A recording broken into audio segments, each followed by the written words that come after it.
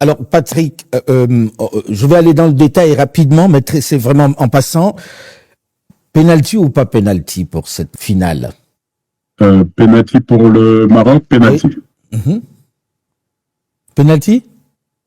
Penalty sur Brahim. Je pense qu'il y a une faute qui est commise. Alors, Brahim Diaz joue bien le jeu. De toute façon, il sait qu'il n'est pas conquérant dans les airs et dans la surface de réparation. Dès le moment où il se sent à peine touché, il en profite pour augmenter la faute, mais c'est pas parce qu'on a augmenté la faute qu'il n'y a pas faute au départ. Je pense qu'il y a penalty pour le Maroc. Et but du Sénégal ou pas but? Pas but parce que l'arbitre a sifflé. Donc, dès le moment où l'arbitre siffle, derrière, ce qui se passe n'importe que peu.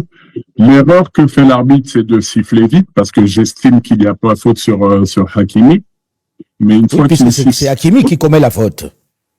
C'est plutôt Hakimi qui commet la faute, et derrière, on dit qu'il a subi une faute. Malheureusement, le coup de sifflet arrive 2 secondes trop tôt, et ça ne permet pas l'exécution, l'assistance de la VAR dans ce cas-là. Donc, on a tous été surpris par ça dans le stade. J'imagine qu'il y a des millions de téléspectateurs qui n'ont pas compris la scène. Jusqu'à ce jour, oui. Oui. La vérité, c'est qu'on ne peut pas, à ce moment-là, avoir recours à la VAR. Parce que il aurait dû y avoir but, mais il n'y a pas de but parce que le coup de sifflet a été donné 2 secondes trop tôt. Patrick, vous qui avez participé à différentes CAN, qui connaissez bien cet environnement, est-ce qu'il y a des avantages à passer à 4 ans aujourd'hui? C'est une bonne question. Moi, j'aurais préféré répondre aux inconvénients. Parce que d'abord aux inconvénients, et puis on va arriver aux avantages. Non, mais je veux dire par là que j'ai cherché les avantages et je ne les ai pas trouvés. Si ce n'est que on pourra toujours dire que ce qui est rare coûte cher. Ce qui est rare peut vouloir dire que pour être un diffuseur, pour être un sponsor de la CAN, ça peut coûter plus cher. Ça pourrait coûter plus cher. Tous les 4 ans. Quid des formations, des nations qui ont la possibilité de participer à plus de CAN quand il y a plus de CAN à jouer.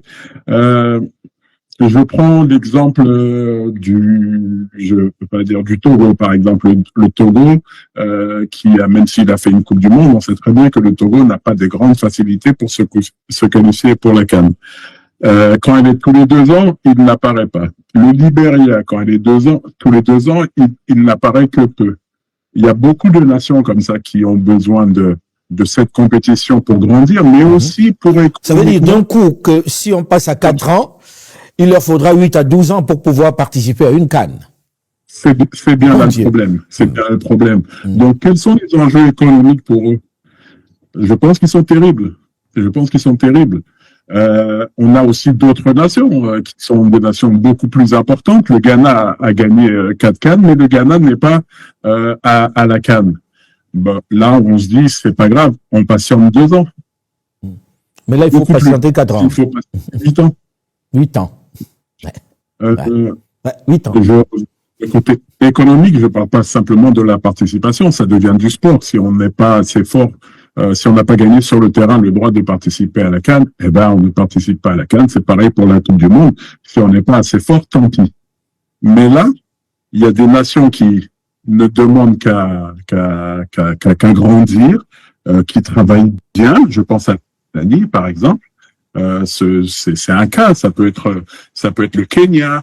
C'est des nations qui font de véritables efforts et qui vont voir ces efforts découragés par la non-participation à la CAN parce que malheureusement on a décidé d'espacer cette compétition. Et puis je pourrais parler dans les inconvénients des raisons purement liées au cœur. Moi, j'ai besoin de cette grand-messe tous les 2 ans pour pour m'amuser, pour vanter les mérites de notre continent.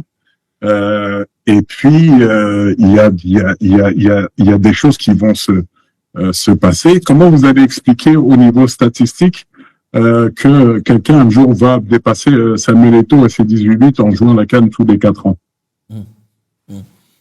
Tant mieux pour Samuel Eto'o et je suis content pour lui. De toute façon, même tous les 2 ans, ça restera un record difficile à battre puisque le record de l'Europoku n'a pas été battu, si ce n'est par Samuel Eto'o. Donc là, trouvez-moi le joueur qui, en 3 éditions maximum, réussira à battre ce record.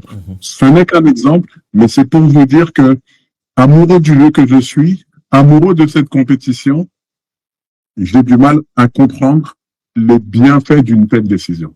Patrick Mboma, quand on regarde ça, on n'entend pas les footballeurs parler. On n'entend pas les concernés parler. Comment expliquer ça?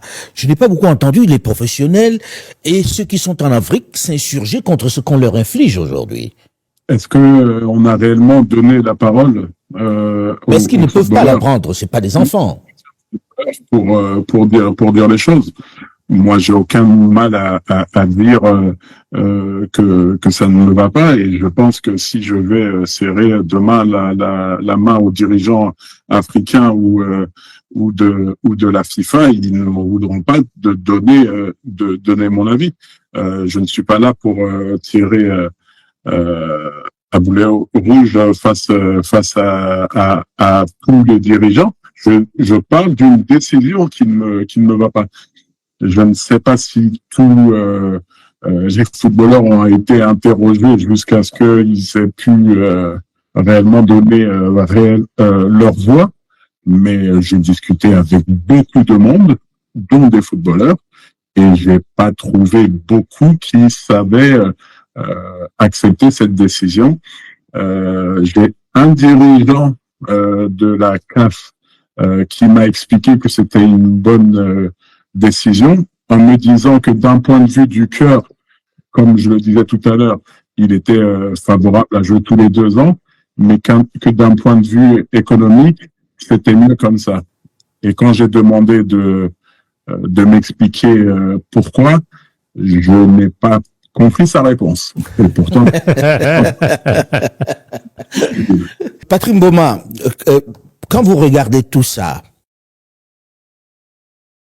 ça donne le sentiment que finalement les footballeurs ne représentaient rien dans cet environnement qui est le leur, qui est leur profession. Quelqu'un décide que vous ne jouerez plus que les 4 ans, et puis ça se passe, il se passe rien derrière. Mon sentiment déjà, c'est que j'ai joué à la bonne époque. Parce que l'infrastructure du Maroc, il y avait la richesse de cette ambiance, la richesse de ce bon vivre dans la compétition, et je pense qu'il n'y avait pas des affaires aussi flagrantes qui étaient si mal jugées, négociées.